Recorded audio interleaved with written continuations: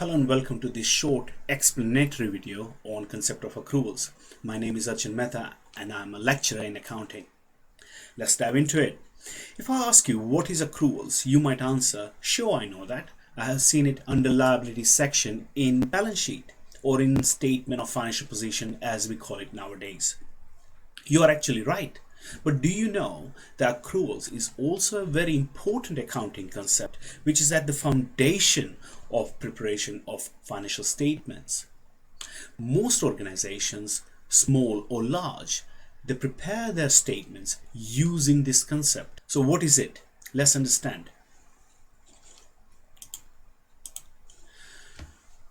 Well, according to widely accepted definition, accruals concept means that transactions like sales, purchases, or interest expense are recorded in financial statements when they occur and not when the cash flows related to those transactions take place.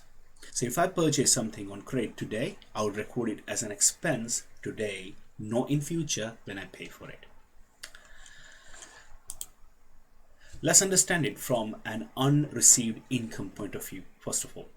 And let's take an example of, say, sales.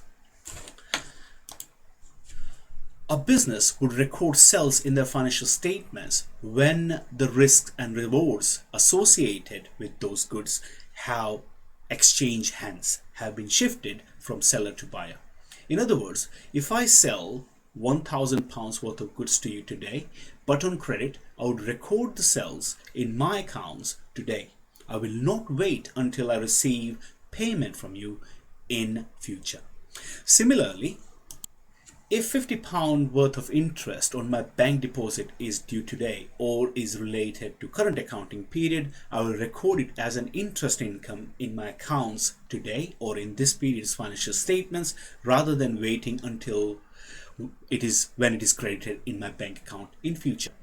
You might ask, how do we record it in financial statements since there is no cash flow? Well, it is simple. Credit transactions like this give rise to something called receivables, or you might know them as debtors in our accounts. For example, when I sell £1,000 worth of goods to you, I would credit sales immediately as income and debit receivables, or in other words, your credit account in my books. If it were cash sales, it would be debit cash and credit sales, but because the goods were sold on credit, I would debit receivables and credit sales. Similarly, for the bank interest which was not received, I would debit interest receivable 50 and credit interest as income for 50. Okay, so this is how we record unreceived income under accruals concept. Now let's look at it from an unpaid expenses point of view. Like the treatment of credit income that we just saw, unpaid expenses are also treated in the same way under accruals concept. In other words, expenses are recognized in the period when the goods or services are consumed, not when they are paid for. For example, imagine I purchased £1,000 worth of goods from you on credit. Since I bought the goods from you today is when the goods exchange hands, I received the goods, I would record it as an expense, purchase expense, in my accounts today rather than when I pay for it.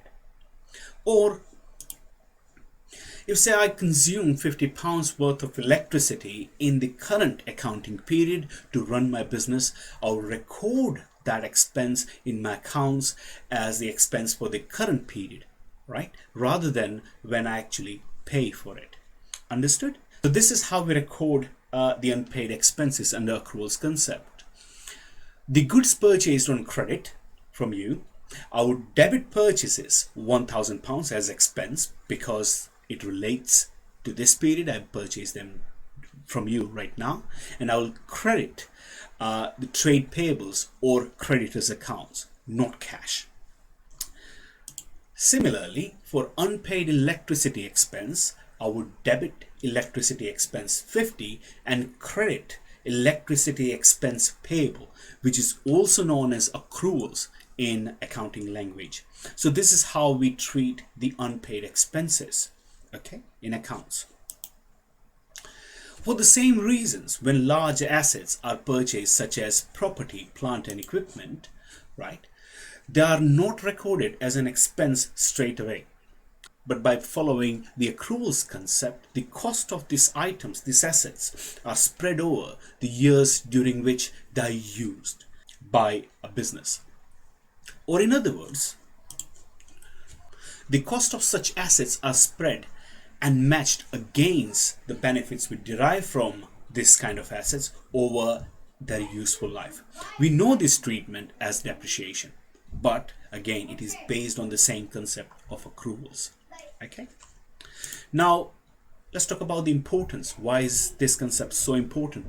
The statements which are prepared on accruals basis show the users the true state of resources controlled by the entity. Or in other words, what is the current value of the non-current assets? What are the liabilities? How much sales they have generated, all right? Or how much cash will flow in and out of the business in future. When a business deliberately tries to ignore this concept, say to pull future sales into current period or to push expenses relating to this period into future to make financial statements look better, it is in fact an unethical accounting practice. Okay, and to avoid this, IASB's conceptual framework makes it very clear that the financial statements should be prepared on accruals basis. So that's all.